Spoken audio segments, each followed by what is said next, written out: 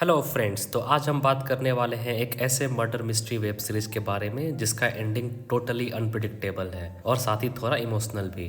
हम बात कर रहे हैं हाल ही में नेटफ्लिक्स पे रिलीज हुई web series His and Hers के बारे में। तो चलिए टाइम ना वेस्ट करते हुए वीडियो में आगे बढ़ते हैं।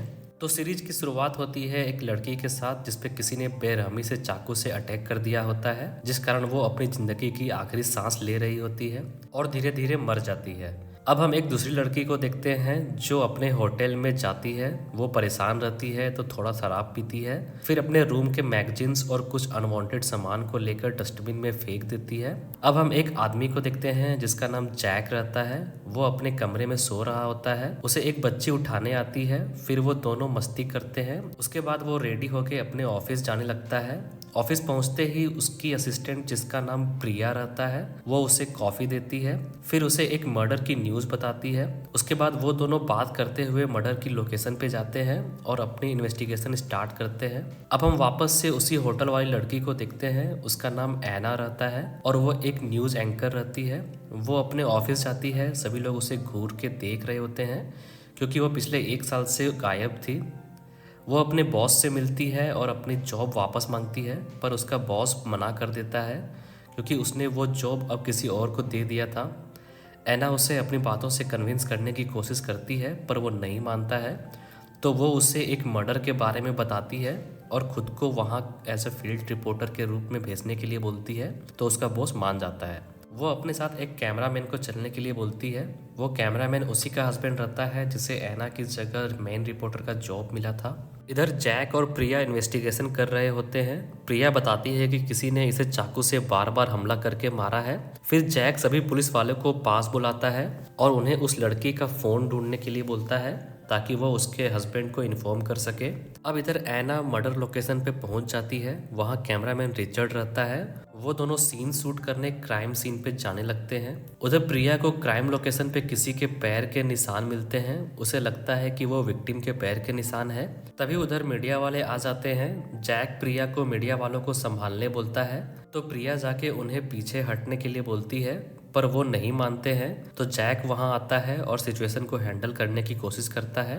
तभी ऐना जैक से क्वेश्चन करती है कि क्या वो विक्टिम को जानता था। जैक थोड़ा सोचता है पर बिना कुछ आंसर दिए हुए वहां से चला जाता है। उसके बाद ऐना और रिचर्ड लंच के लिए जाते हैं। रिचर्ड उससे उस क्वेश्चन के बारे में पूछता है तो ऐना बोलती है कि उसने यूं ही पूछ लिया था ताकि लोग वही बिलीव करें जैसा वो चाहते हैं।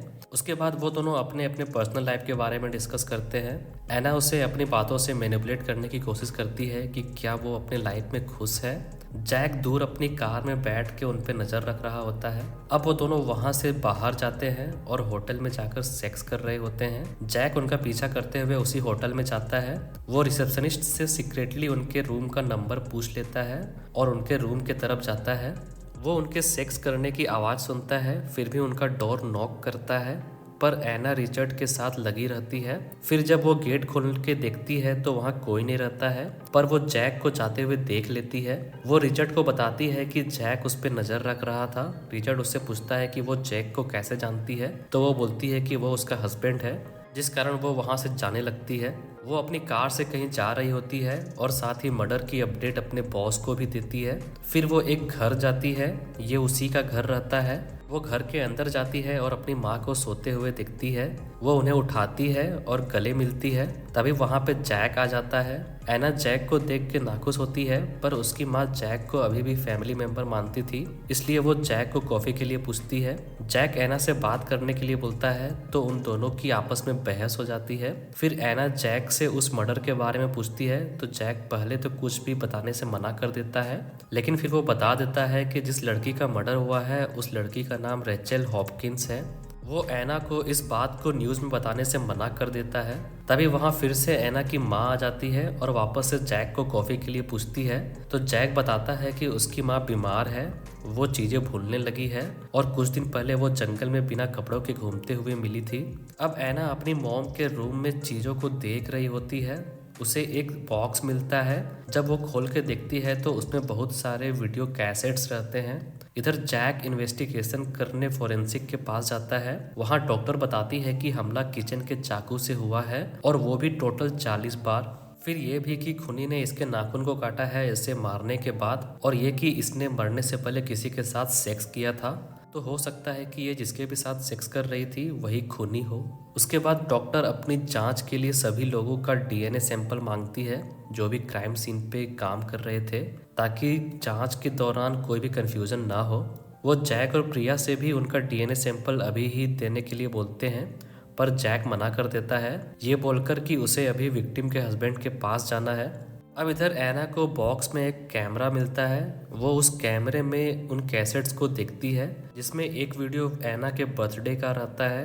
उस वीडियो में एना और उसके फ्रेंड्स, जिसमें एक फ्रेंड राचेल भी रहती है, वो जंगल में जाते हैं बर्थडे सेलिब्रेट करने।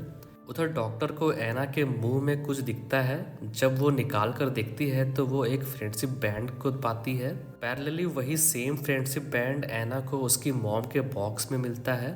अब इधर जैक और प्रिया राचेल के घर जाते हैं उसके हस्बैंड को इन्फॉर्म करने, पर वो गेट नहीं खोलता है और छुपा रहता है। उधर एना अपने बॉस से पूछती है कि क्या वो 6 बजे मर्डर केस के लिए लाइव हो सकती है। इधर जैक अपने घर पहुंचता है। वहां उसकी बहन टीवी देख रही होती है जिसमें उसी मर्डर केस की न्यूज चल रही होती है। उसमें एना जैक के मना करने के बाद भी सभी को बता देती है कि विक्टिम का नाम रेचल हॉपकिंस है। अब हम रेचल को मर्डर से पहले देखते हैं जो कि कार में जैक के साथ सेक्स कर रही होती है, और उन दोनों को मजे करते हुए एना देख लेती है। अब एपिसोड 2 में हम देखते हैं कि एना फेसबुक पे रेचल की प्रोफाइल देख रही होती है, फिर वो हेलेन की प्रोफाइल देखती है, उसके बाद वो जो की प्रोफाइल देखती है। तभी वहाँ जैक आ जाता है। वो एना के टीवी पे मर्डर वाले न्यूज से गुस्सा रहता है क्योंकि उसने जैक के मना करने के बाद भी उस इंफॉर्मेशन को पब्लिक को शेयर कर दिया था। वहाँ उन दोनों की बहस हो जाती है। फिर शांत होकर जैक वहाँ से जाने लगता है, पर एना उसे रोककर मर्डर के सस्पेक्ट के बारे में पूछती है, पर जैक उसे कुछ नहीं बताता है। तो एना पूछती है कि क्या ये काम राचेल के हस्बैंड का हो सकता है, जिसमें जैक बोलता है कि वो उसके हस्बैंड से बात करके इस बात को क्लियर करेगा। अब जैक फॉरेंसिक जाता है। वहाँ डॉक्टर जैक और प्रिया को वही फ्रेंडशिप बैंड दिखाती है। फिर उनसे दोबारा सैंपल मांगती है, पर वो नहीं देते हैं, और वहाँ से राचेल के हस्बैंड डफी के पास जाते हैं। वो दोनों डफी से क्वेश्चन करते हैं जिसमें जैक पूछता है कि क्या उसे पता है कि उसकी वाइफ का अफेयर चल रहा था।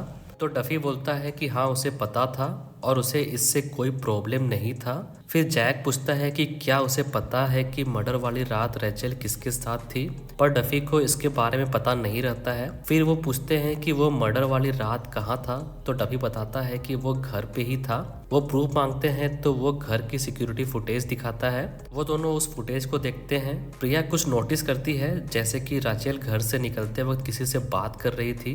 प्रिया डफी से बोलती है कि उन्होंने उसका फोन पहले ही ड्रेस पे लगा रखा है। तब डफी बताता है कि वो कल रात से ही रेचेल को कॉल कर रहा था, पर वो फोन नहीं उठा रही है। जैक उसे ऐसा करने से मना करता है क्योंकि बार बार कॉल करने से उसके फोन की बैटरी खत्म हो जाएगी और वो उसके फोन को ट्रेस नहीं कर पाएंगे। फिर डफी उनसे उस आदमी को ढूंढने के लिए बोलता है जिससे राचेल फोन से बात कर रही थी, क्योंकि उसके हिसाब से खूनी वही हो सकता है। फिर बातों ही बातों में डफी उनसे बोलता है कि राचेल जिसके भी साथ थी वो बहुत गुस्से में होगा क्योंकि उसने उस पर 40 बार चाकू से हमला किया। पर वो दोनों चौंक जाते हैं क्योंकि उन्होंने डफी को 40 बार चाकू वाली बात बताई नहीं थी। फिर जब वो उनसे उसके बारे में पूछते हैं तो वो बोलता है कि उसे ये बात एना ने बताई है। जैक पूछता है कि एना उसके पास कितने बजे आई थी और क्या उसने कुछ ऐसा पूछा जो वो नहीं पूछे हैं। तो डफी बताता है कि रेचल जंगल में किससे मिलने गई थी, ये बात और किसको पता हो सकता है। तो आंसर में वो हेलेन वॉन्ग का नाम बताता है। उसके बाद वो दोनों वहां से जाने लगते हैं, पर जाते जाते जैक प्रिया से डफी के घर के सारे कैमरेज की फोटोज लेने के लिए बोलता है। फिर वो हेलेन को कांटेक्ट करता है पर वो बिजी रहती है। फिर हम देखते हैं कि वो डफी के साथ फ़ोन पे बिजी रहती है। अब जैक को अपने कार में फ़ोन के वाइब्रेशन की रिंग सुनाई देती है। जब वो चेक करता है तो वो फ़ोन रेचेल का रहता है। तब तक प्रिया वापस कार में आ जाती है, जिस कारण जैक उसके फ़ोन को छिपा लेता है और हेलेन के पास जाने का प्लान चेंज कर देता है। प्रिया उससे अपनी बात से कन्विंस करने की कोशिश करती है कि उन्हें हेलेन के पास जाना चाहिए, पर जैक उसकी बात को नकार देता है। वो जोर देती है पर वो उसकी बात को टाल देता है, ये बोलकर कि हेलेन की सोच बिल्कुल अलग है। प्रिया पूछती है कि उसे हेलेन के बारे में कैसे पता, तो जैक बोलता है कि वो उसके बहन की दोस्त है। फिर बातों ही बातों में प्रिया उससे ऐना के बारे में पूछती है, तो वो बोलता है कि उसकी शादी बस नाम मात्र की है, क्योंकि वो और ऐना अब साथ नहीं रहते हैं। अब हम ऐना को देखते हैं। वो स्कूल जाती है। वो हेलेन को प्रिंसिपल बनने के लिए कॉन्ग्रेचुलेट करती है। फिर वो उससे रेचल के बारे में पूछती है कि मर्डर वाली रात वो किससे मिलने गई थी, पर वो कुछ नहीं बताती है। ऐना थोड़ा जोर लगाती है पर वो कुछ भी बताने से मना कर देती है। फिर हेलेन उससे जैक के बारे में पूछती है, तो ऐना गुस्सा होकर वहां से जाने लगती है। पर जाते वक्त हेलेन उससे पुराने राज के बारे में जिक्र करती है और साथ ही ऐना के मरे हुए बच्चे के बारे में भी, जिससे ऐना अंदर ही अंदर गुस्सा हो जाती है, पर वो कुछ भी रिएक्ट नहीं करती है और वहां से चली जाती है। अब इधर जैक प्रिया को डफी का कॉल ट्रेस करने के लिए बोलता है, जैसे कि उनके घर से निकलने के बाद उसने किसको कॉल किया, और ये भी कि उसके मना करने के बाद भी क्या वो अपनी वाइफ को फ़ोन कर रहा है, क्योंकि अगर उसने कॉल किया तो इसका मतलब वो उसके फ़ोन की बैटरी ख़त्म करना चाहता है। मतलब फ़ोन में कुछ ऐसा हो जो वो नहीं चाहता है कि किसी को पता चले। फिर जैक कॉल ट्रेस करने वाले को फ़ोन लगाता है और बोलता है कि वो राचेल के फ़ोन को ट्रेस करना बंद कर दे। वो ऐसा इसलिए कहता है क्योंकि उसे ऑलरेडी राचेल का फ़ोन मिल चुका होता है। उसके बाद वो रेचेल के फ़ोन को अनलॉक करने की कोशिश करता है। वो एक दो बार ट्राई करता है पर फ़ोन अनलॉक नहीं होता है। उसके बाद वो अपने घर जाता है। वहाँ उसकी भतीजी अकेले टीवी देख रही होती है। जैक उसे बहला फुसला के अपने डीएनए सैंपल के जगह उसका डीएनए सैंपल ले लेता है। अब इधर ऐना अपने पुराने दिन याद करती है जिसमें वो और जैक घर देखने जाते हैं। वहाँ वो जैक से बोलती है कि वो प्रेग्नेंट है। तभी वहाँ जैक की बहन जोई आ जाती है और उसे मिडिल फिंगर दिखा के वहाँ से चली जाती है। उसके बाद ऐना अपने घर जाती है। उसकी मॉम उसके लिए नाश्ता बनाती है और उसी दौरान वो अपनी मॉम से बात करती है। उसकी मॉम पूछती है कि वो कहाँ गायब हो गई थी, पर वो उस बारे में कुछ भी बात करने से मना कर देती है। तभी उसके बॉस का फ़ोन आता है। वो उससे अटलांटा बुलाता है क्योंकि लेक्सी कहीं गायब रहती है और वो ऐना को लेक्सी की जगह एंकरिंग करने के लिए बोलता है, तो वो अटलांटा के लिए निकल जाती है। अब इधर जैक वापस से फोरेंसिक जाता है। वो वहाँ के आदमी को अपनी रिंग ढूंढने के बहाने बिजी कर देता है और उसी बीच राचेल की लाश से उसका फ़ोन अनलॉक करता है। फिर वो उसके फ़ोन से अपनी चैट को डिलीट करता है। उसके बाद वो हेलेन की चैट पढ़ता है। फिर हम आखिरी में हेलेन को देखते हैं जिसमें वो शेरिफ को फ़ोन लगा रही होती है। तो ये थी हिज एंड हर्स के एपिसोड 1 और 2 की स्टोरी।